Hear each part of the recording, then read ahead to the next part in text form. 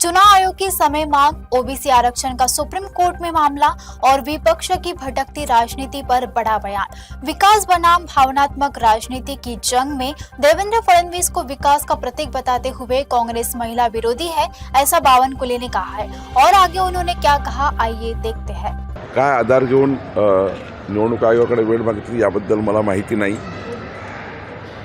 पण साधारण फरवरी महिन्यामध्ये 12वीच्या 10वीच्या परीक्षा असतात आणि आत्ता तेवढ्या मोठ्या निवडणुकीचा टप्पा पार पडल्यानंतर काही वेळ आयोगाला लागत असेल।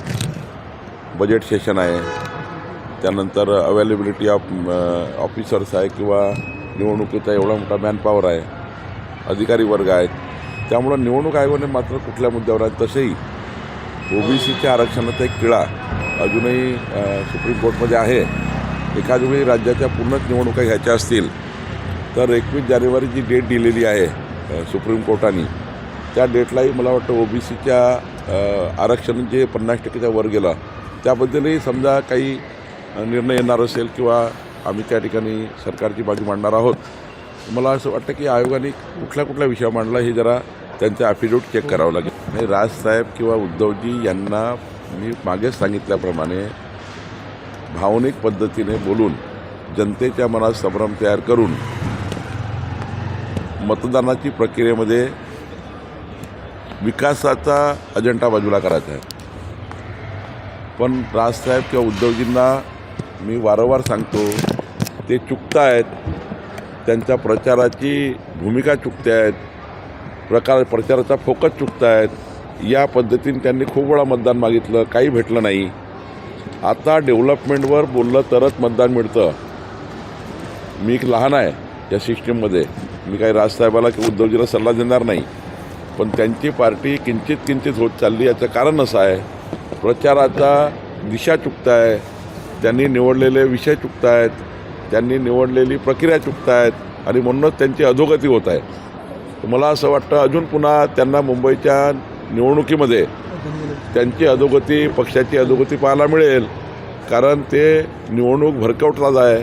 निवडणूक ही अशी विकासाच्या मुद्द्यावर चालणार आहे आणि लोकांनाही माहिती आहे की डेव्हलपमेंट म्हणजे देवेंद्रजी आहे, देवेंद्र म्हणजे डेव्हलपमेंट आहे। त्यामुळं लोक आता या अशा विषयाला घेऊन मतदान करणार नाही। राज ठाकरे असं म्हणाले की मराठी माणसासाठी मुंबईची ही शेवटली निवडणूक आहे, आता चुकले तर कायमचे चुकले। तेच सांगतो, प्रत्येक वेळेसच बोलतात मुंबई तोडणार आहे, मग काही होत नाही, मग काही भेटत नाही मतं म्हणतात मराठी जाणार आहे। काही बोलतात, काही सांगतात, काही लोक ऐकत नाही, एक व्यक्ती ऐकणार नाही।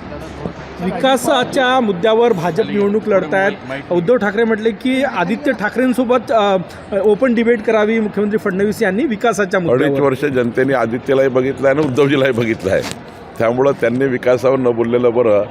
विकास हा असा नसतो, विकास हा जन्मापासूनच त्या ठिकाणी जनतेच्या सेवेमध्ये आपलं आयुष्य द्यावं लागतं। सोन्याच्या चमच्याने बदामाचा ज्यूस पिऊन आलेले लोक कधी डेव्हलपमेंट बोलू शकत नाही। काहीतरी सांगतो मी वारंवार की यांना दिशाच कळत नाही आहे, त्यांना महाराष्ट्र कुठे चालला, मुंबई कुठे चालली हे कळत नाही आहे। त्यामुळं काय आता देवेंद्रजीची आदित्यजी बरोबरी करणार आहे, काय लावलं आहे?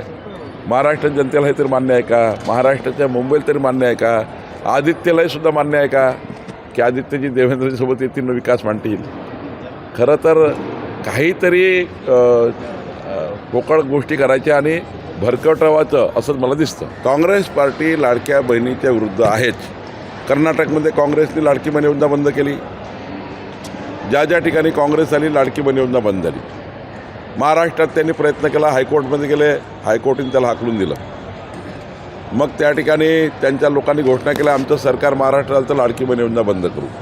आता मकर संक्रांतीला लाडक्या बहिणीचे पैसे जाणार, त्या ठिकाणी रोडा आणला।